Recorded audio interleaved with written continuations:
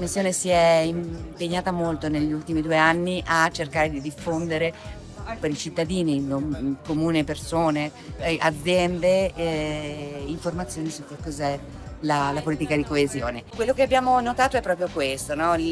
Forse questo boost, questo input forte della Commissione a dichiarare, comunicare il più possibile le politiche di coesione, proprio perché ci siamo resi conto dalle statistiche che il normale cittadino ha grosse difficoltà a districarsi tra le fake news e allo strumentalizzazione anche di tipo politico e quindi niente, ha voluto dare questo impulso proprio per disseminare. Il target privilegiato sono i giovani. La democrazia europea ha fatto il suo corso ancora una volta, si sono svolte le elezioni per la riformulazione dell'Europarlamento. Noi nel nostro piccolo con Neofactor Next abbiamo provato a darvi le informazioni necessarie a fare una buona scelta sperando che siate andati a votare.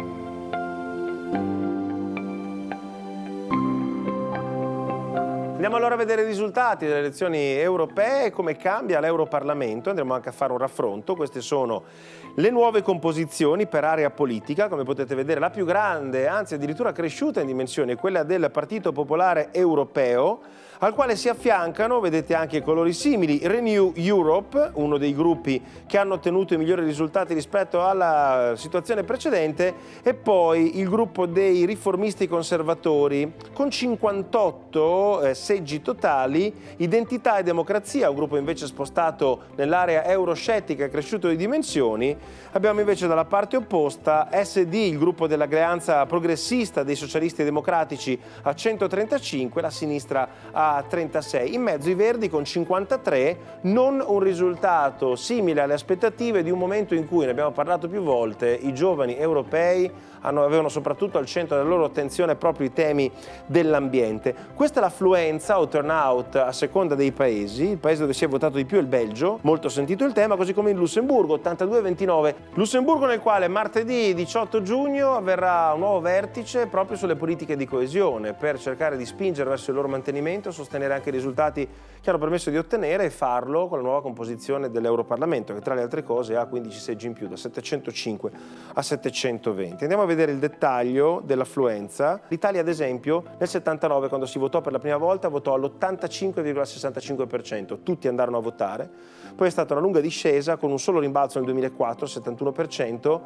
Questa volta siamo finiti al 48,3%, quindi uno dei pochi paesi europei in cui meno di metà degli abitanti ha votato per le elezioni europee. Dal touchscreen possiamo però mostrarvi anche altre statistiche molto importanti, quelle del sito Eurostat, che consentono di capire quali siano i temi che devono essere al centro dell'attenzione dei paesi europei e anche dei nuovi europarlamentari, tra cui i 76 italiani. Eurostat è un sito che fornisce tutte le informazioni di cui potete avere bisogno sull'Unione Europea, declinate in numeri e statistiche. Ci dice ad esempio che c'è da sistemare una rata di inflazione, un tasso di inflazione del 2,6%, ridotto di 0,25 punti base dalla BCE, ma ritenuti troppo pochi ad esempio dai mercati, un tasso di disoccupazione del 6%, una crescita del costo delle case a fronte di una popolazione che sfiora i 450 milioni di persone e continua a rendere l'Europa il più grande mercato commerciale del mondo e quindi sicuramente un attore protagonista delle politiche del futuro. Da questo punto di vista noi siamo sempre lieti di coinvolgere nelle nostre riflessioni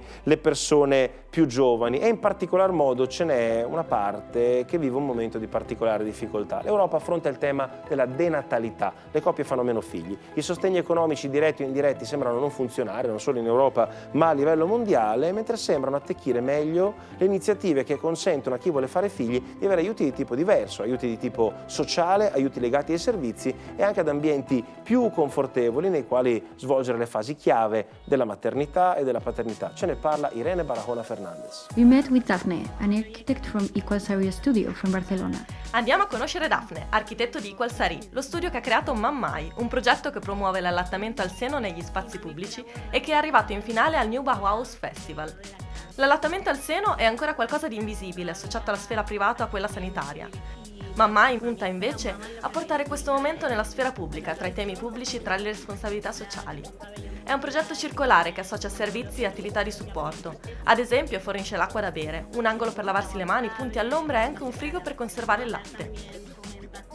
E poi, essendo in forma circolare, consente anche l'incontro e la conversazione tra mamme che allattano.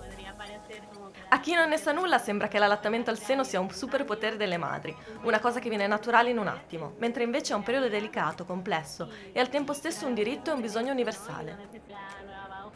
Qui al New Bauhaus ci ascolto anche per noi, per le soluzioni architettoniche che favoriscono attività apparentemente così diverse. Il nostro progetto sottolinea proprio il valore dello spazio nell'interazione e anche nell'apprendimento sociale. L'Europa ci ha aiutati anche in termini di visibilità, di promozione dei valori di inclusione, sostenibilità e bellezza. Senza contare che qui c'è in ballo anche la tutela di genere di metà della popolazione. Con muy buena energía y estamos súper felices de estar aquí. In parte bisogna innovare, in parte bisogna rinnovare, in un certo senso il progetto Mammai va in questa direzione. Lo vanno anche a seguire, questo indirizzo, quei progetti che servono per recuperare il patrimonio edile esistente senza consumare altro suolo, uno dei temi chiave del futuro dell'Unione Europea, più green, che è stata immaginata in questi anni, che dovrà esserlo negli anni futuri, anche dal punto di vista della coibentazione dell'efficienza energetica. E allora Boris Abramovic è tornato nel quartiere in cui è cresciuto, si chiama Zabruje, per farci vedere come il recupero di edifici preesistenti stia facendo la differenza nel suo vecchio quartiere.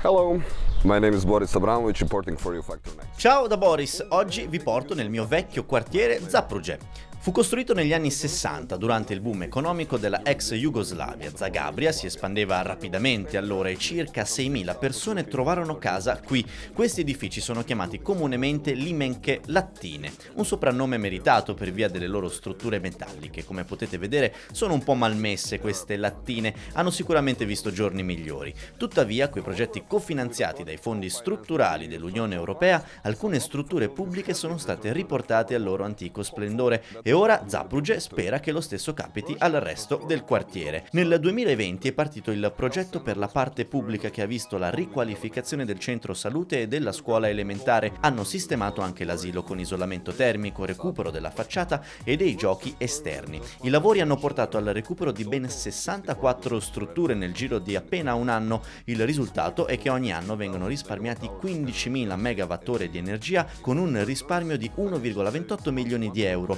Una svolta che aiuta anche l'ambiente perché porta al risparmio anno di 4 tonnellate di CO2. Insomma, Zabruje non è esattamente Hollywood, ma speriamo che sia solo l'inizio di una trasformazione. Con un po' di cura ogni quartiere d'Europa può voltare pagina. Be turned into a very nice place to live in.